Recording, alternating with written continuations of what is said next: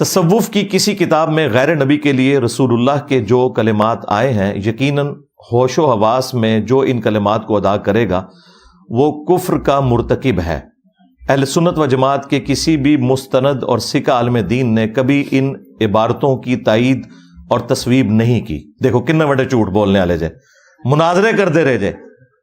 خواجہ نے کیا فرمایا؟ سنو کہ میں کون ہوں اور کیا ہوں، محمد الرسول اللہ صلی اللہ علیہ وسلم کے دربار کے کمینے غلاموں میں سے ایک ہوں۔ کوڑ مار دے ہو، پاگل سمجھا ہوا ہے عوام کو، بلکہ اس کا رد ہی کیا ہے۔ چنانچہ امام اہل سنت امام احمد رضا بریلوی قادری، ان کے والد سے انہوں نے فتاوی رضویہ سے نقل کیا ہے کہ وہ کہتے ہیں کہ اگر کوئی شخص یہ کہے کہ میں اللہ کا رسول ہوں یا فارسی میں کہے کہ میں پیغمبر ہوں تو وہ کافر ہو جائے گا۔ اب مجھے بتائیے کون سی راکٹ سائنس ہے جو اعلیٰ حضرت نے ہمیں سمجھا دی ہے؟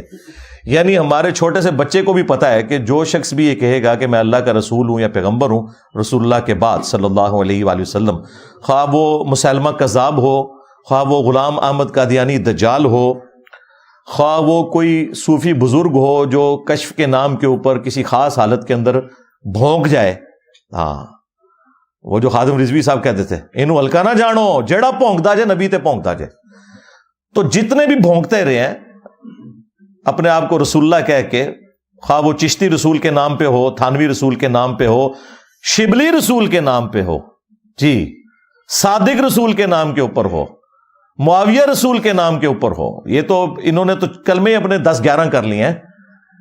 تو یہ سارے کے سارے جو ہیں یہ کلمات کفر، یہ سب کو پتہ ہے۔ مسئلہ ہے کہ بزرگوں کو ہائی لائٹ کر کے ان چیزوں کو سامنے لے کر آنا، یہ کام کیوں نہیں کیا؟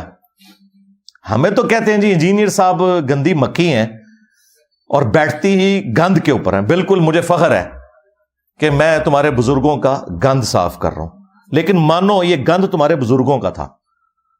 یعنی میں جس گند پہ جا کے بیٹھ رہا ہوں، یعنی چشتی رسول اللہ، تھانوی رسول اللہ یا باقی عبارتیں، یہ تمہارے بزرگوں کا گند تھا۔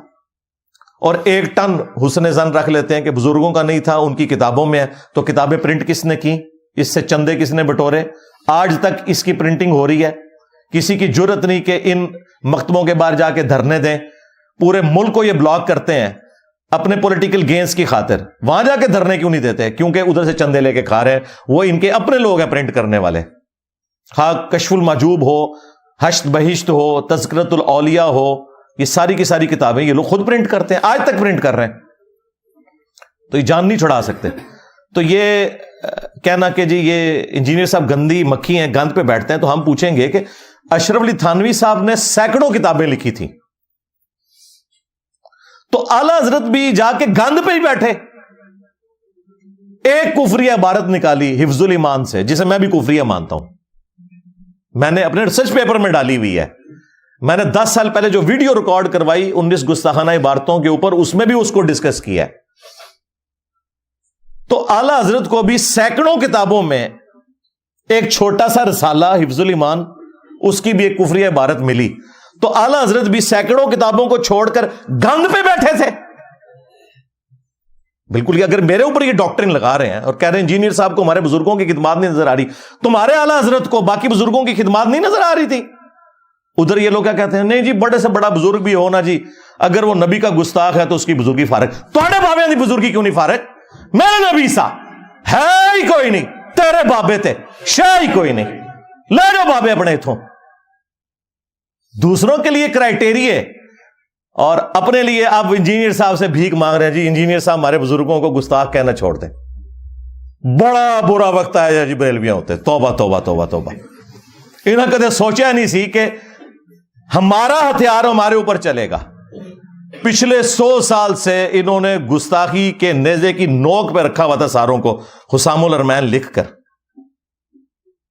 ہر بندے کو گستاخ کہنا۔ آج اسی طرح کی گستاخیاں اس سے بڑھ کر ان کے بزرگوں کی نکلی ہیں، تو کہہ رہے ہیں جی انجینئر صاحب آپ ہمارے بزرگوں کو گستاخ تو نہ کہیں۔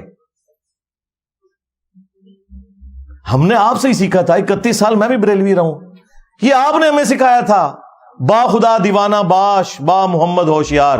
دیوانگی صرف اللہ کے لیے چلے گی، رسول اللہ کے لیے اگر دیوانگی کی تو فارغ ہو جاؤ گے۔ اب بھول گئے ہو سب کچھ؟ یہ تمہارا پڑھایا ہوا سبق تھا، اور الحمدللہ ہم اس سبق کو اچھا سمجھتے ہیں بالکل. اسی لیے میں کہتا ہوں میں تو اعلی حضرت کے نامکمل مشن کی تکمیل کر رہا ہوں. اعلی حضرت نے وہ مشن ادھورا چھوڑا تھا، اس کی کمپلیشن الحمدللہ 100 سال بعد میں نے آ کے کی ہے.